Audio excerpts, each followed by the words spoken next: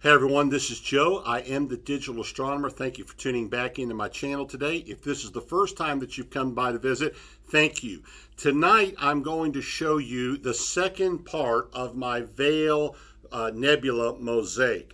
In the previous video, I showed you how I set up my Mosaic in Nina, and then how I shot the first several panels and kind of combined them together just to show you what I had done. Over the last couple of weeks, I finally got the finishing panels done, and I've put it all together, and I am really psyched about the final image. It really came out better than I could have possibly expected. I learned a little bit. I learned some things, some mistakes that I made, and so stick around. I want to show you the final product in my Veil Nebula Mosaic.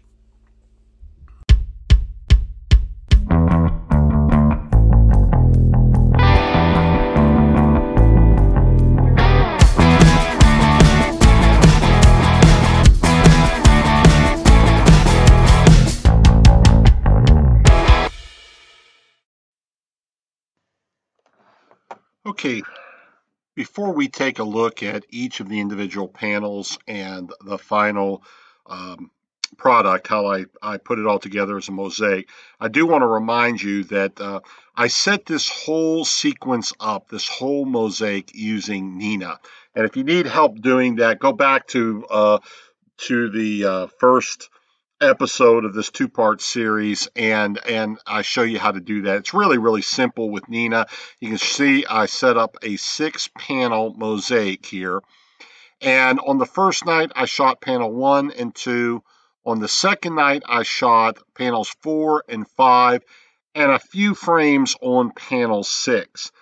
On the third night I finished up panel number 6, but I actually messed up something. Somewhere in the process of playing around with this, I set up a panel that I had labeled as panel number 3, but it was sticking out way over here somewhere. It was completely out of line. I'm sure it was my mistake that I did. And so when I went to put everything together, I had this one panel that simply would not align. So I went back in, I laid it out again and corrected it, shot correctly panel number 3. So what I ended up was a 7-panel mosaic, but that's neither here nor there. I'll show you it when in the final product, but I've got that set up, shot all of my panels, and then loaded them over in Astropixel Processor. You can see here I ended up with 7 total panels. What I did for each panel, by the way, and you can see this on the first video, is I loaded up all my lights. The flats for that particular night of imaging, I took flats every single night that I imaged. My dark files and my dark flats and flats were both shot on the nights that I imaged. I had 3 different sets of these and then 1 set of darks. Put them all together and stacked each individual panel. So when I was done, here's what panel 1 looked like. Okay. Here is panel number 2. This is panel number 3. Panel number 4. Panel number 5.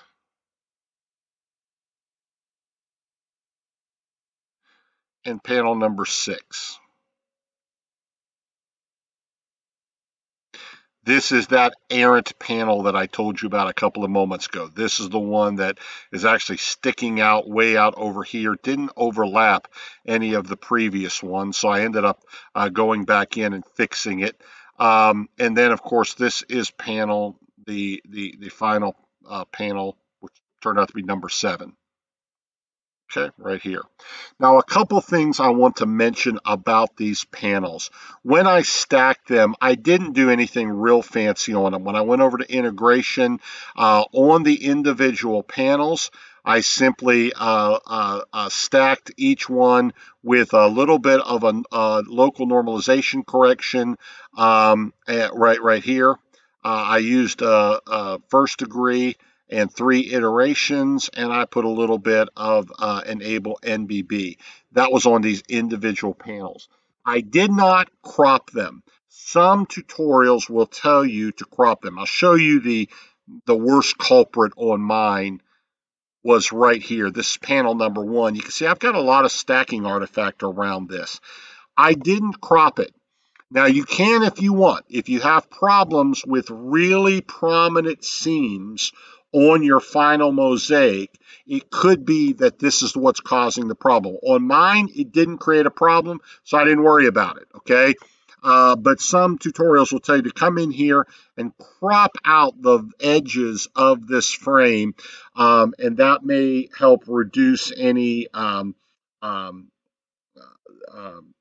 stitches. When you put the mosaic together, it'll keep those looking more natural. Wasn't a problem on mine. Okay, so I put these all together, and then now what I want to do is combine these into a mosaic. And the way that you do that, and the way that I set this up, was first of all, go over here, once you've got your panels loaded into panel number 1, to combine them as a mosaic, then come over to analyze stars, and you want to increase the number of stars to analyze. For mine, I took it to 2,500. Now you may have to change that. You may have to increase that. You might have to decrease that. If your mosaic will not register, this is one of the things that you might need to adjust and play with right here. But for my data, it worked at 2,500. Then under registration, I changed, instead of quadrilaterals, I changed this to triangles. I changed scale start to 5 and scale stop to 10. Now I got these numbers, the scale start and the scale stop, right off the Astropixel Processor forum. I went in and read up some of the forum entries there that were about mosaics and how to put them together, and this seemed to be a pretty common theme. Now triangles, when I first tried to register my data, I had it set at quadrilaterals, and it would not register. It came up with an error. So one of the suggestions it had was try to use a different pattern recognition descriptor. So I changed it over to triangles, and it worked fine. Okay. Now down here, the other thing that you need to do is switch your registration mode right here to mosaic. Once I did that, I clicked on Start Registration. Once it registered, then I was able to go over to Integrate, panel number 6. And the only thing that I did on here was I changed my LNC to degree to first degree LNC with 3 iterations, and I enabled multiband blending to 10. And then came down here and changed my droplet size to 2.5. Now, what that ended up doing was sort of giving me a little bit less noise in the image.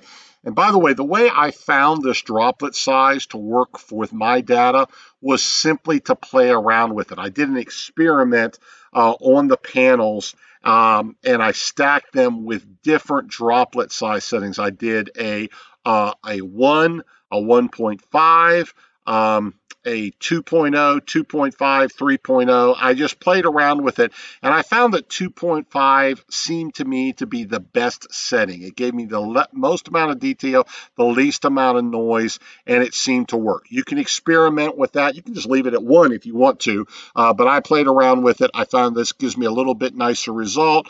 Clicked on Integrate. Once it was done, it stitched everything together, and I will show you the image that it came up with. Okay, so here are all the panels stitched together.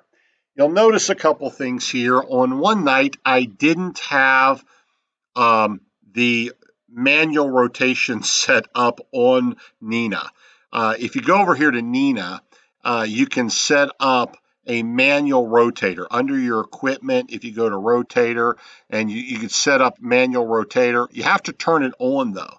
I didn't have it turned on, and so on that night of imaging, I ended up with this turned a little bit from all of the other images. Didn't really matter very much, to be very honest with you, because I'm going to go ahead and rotate this a little bit and then crop it. And I'll show you what that looked like once I did the rotation and the crop. This is what the image looked like. Okay, here is the image rotated a little bit. And the way you do that, by the way, is over here on Tools, just go to Batch, Rotate, and Resize, and it will allow you to change the rotation. And then I cropped it. This is what the crop looked like once I cropped it out. This is the cropped image right here. And then all I did here in Astropixel Processor, as far as processing any further, is simply to run a remove light pollution. I just came down here, clicked on this. It will take you over. It will ask you to draw out a whole bunch of little boxes around the edges. Make sure you don't include any of the nebulosity. Anywhere where you see there's a problem with light pollution or gradient. And then you click on calculate. It will show you a result. If you're happy with it, you can press OK and save. If you still need to make adjustments, you draw more boxes, you correct it until you're happy, and then press OK and save. And this is what that looked like. Once I was done, this is the image cropped, rotated, cropped, and with the light pollution process ran here in Astropixel Processor. Now what I did was I saved this image and I took it over to StarNet++ and removed the stars. That way I had two versions. I had a star version and a starless version. Let me show you those very quickly. Okay, what I did was I took this file and I simply went over to StarNet++ and it produced this. Now, if you don't know how to use StarNet++, click on the link up at the top of the screen. I've done a whole video on how to use StarNet++, but basically what I want to do was remove the stars, and then I did a little bit of a curves adjustment on this particular layer. Just went up here, grabbed adjustments, went to curves, and all I wanted to do was brighten up the nebulosity a little bit, okay? And so you can just kind of put a little bit of a curve in there, brighten up the nebulosity until you get it how you like it. The reason I'm doing it this way is I don't want to blow out all of these stars. Okay, I don't want these stars to get out of control. I want to kind of pull the stars back a little bit and push the nebula forward. Now, what you do in order to bring out the stars is simply go over here and on this layer, let me get out of there for a moment. On the star layer, okay, all right, let's do it this way. On the star layer with stars, press Control-All to select all, then Control-C, copy. Then go over here to the starless image, and what you want to do is create a layer. Come down here to this little plus sign, click on this plus sign right here, okay? Create a layer. Then on that layer, click on it to select it and press Control-V, and that's going to put that layer here. Now what I did was simply come back and cut the opacity of that down a little bit so that the brighter layer underneath would show up. And that way that I reduced the stars, cut them back a little bit, got them under control, and I brightened up the nebulosity. And again, you'll have to play with this until you get it to look the way you want to. But in my image, let's go over and take a look at the final version of this, the final product. Okay, so here is my final version of the Veil Nebula. the entire complex, which it's a Mosaic, 6 panels in total, 7 panels actually in total, a total of 14 hours worth of imaging. And you'll notice here that I'm really excited about this. Let me just zoom in a little bit and let's just take a look. Here is this is sometimes called the Bat Nebula over here. This is Pickering's Triangle over here. I can never remember which one is the east and which one is the western nebula. But overall, this image came out really nice. I love the detail, the little filaments that you can see all through this nebula. Now, to be very frank with you, that is not possible unless you are imaging either for a long period of time or using a good narrow band filter. The way I could do this, this is just 2 hours per panel. The reason I can get that level of detail out of this image is because I was using that Optolong L-Extreme filter. That allows me to cut through all the garbage and really get to the nebulosity and bring out this beautiful red hydrogen, this beautiful blue oxygen, and it really came out nice with only 2 hours of imaging for each of these panels. 14 hours is a long time, but per panel, it's really not that amount of time, that long. The one thing I don't like sometimes with that L-Extreme is the halos that it creates. You can see down here on this particular star, there's a really, really prominent halo. That's a common thing. There are some processes I can do to take those out and to process them out. It did not look good on this particular image, so I just decided to leave the halo in. And so that's the final product. I really am happy with this.